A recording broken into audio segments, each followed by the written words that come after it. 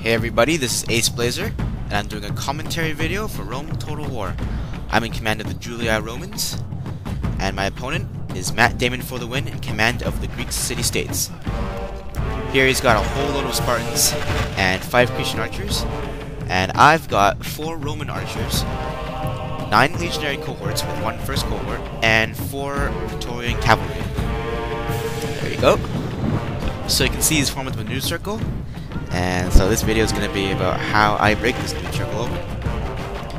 So here my archers are shooting regular missiles in loose formation, whereas his guys are shooting flaming missiles, and they are in tight formation. So even though he's got the better archers, I'm going to win the archer fight, which is quite funny really.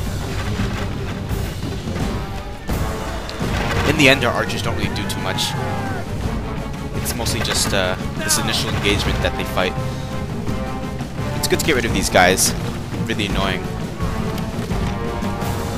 Anyways, I'm moving my army up. I'm going to split them up so that they can put the pressure on the flanks, because most of his troops are going to be concentrated on the center, so I gotta try to crack this circle open the best way I can. See, as you may know already, the best way to open up a noob circle is to manipulate the guy so that he has to face the threat in certain areas. And if he doesn't face it, well then his circle will just get his units will get obliterated. But once you open it up, you can start doing hammer and anvil strikes with your cavalry, and that's the key. So you can see a lot of dead Cretan archers here.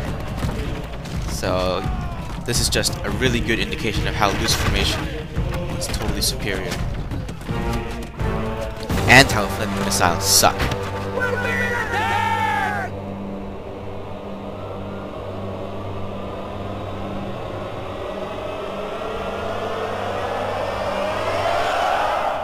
Alright, just setting up. Just giving my archers more time to fire into his ranks. Soon enough I'm going to start throwing Pila. Now this is the real killer for the Romans, is their Pila. Use it whenever you can, especially against the Greeks. Here I'm going to aim the Pila into the backs of the Spartans over there on the left. And that took down about 10 men. Over here I killed about half that unit using my first cohort and my regular legion.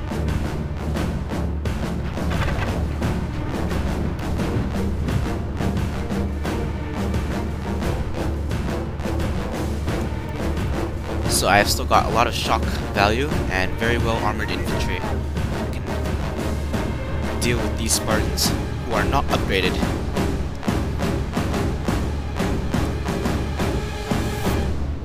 So our troop numbers are actually very much the same. I mean, he has about 1,500 people, I've got 1,300, so surprisingly, I've got just about the same number of people as he does. Even though he has no upgrades on his guys. His Spartans are just really, really expensive. So here I'm gonna try to attack the flanks of certain units. That way make him force him to face the phalanx over. And I gotta isolate the units best I can. Over there his Cretans are routing. And I am concentrating all my force on these small band of units here. See, he's already starting to open up. In fact, it's already open. I can go in there and rush. But as long as he's going to be lazy and leave his guys in the middle like that, I can just concentrate on these guys.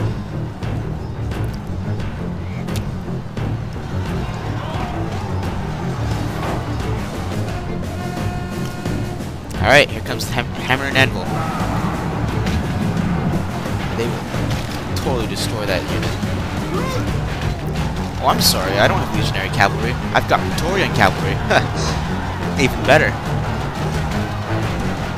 I forgot what money this is at. I thought it was 15k. I think it is 15k. Not too sure. So you see, I've basically, yeah. Now the battle is wide open. This is why against the Greeks you need to attack their flanks. Definitely never ever go head on, unless you have a good reason to.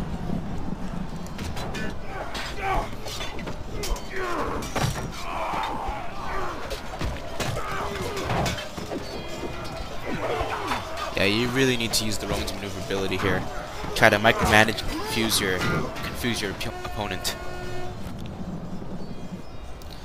So you can see I'm winning all these little micro battles here, surrounding his troops. I've got a lot of armor, so my guys are just running around the flanks of his phalanx. And another hammer and anvil. Look at all the red uniforms. That's pretty cool, eh? As my general. Ah, he's fighting with a Spartan.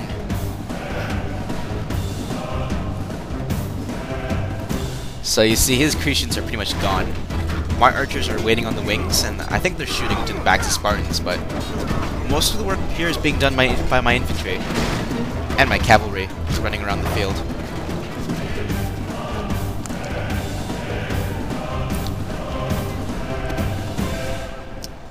So you see, even though he had more Spartans than me, I was able to concentrate my units on his units that were on his flank units, and totally destroy them before he had the time to move his center units in, or before he had the will to move his center units. It's more like. So resting these guys up. Yeah, this is a desert map, so these type of maps really favor the people that sit still, form noob circles, I guess. So it's a real disadvantage for Romans, because the Romans are the ones that have to do all the maneuvering, whereas the Greeks, they just have to sit still. That's all they got to do. All right. Basically done. And all he's got left is his general.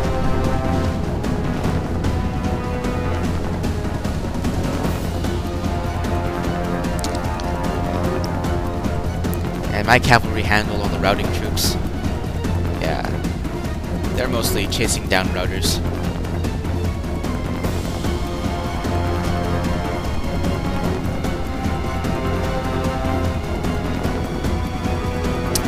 Spartans making one last stand here. Charge him.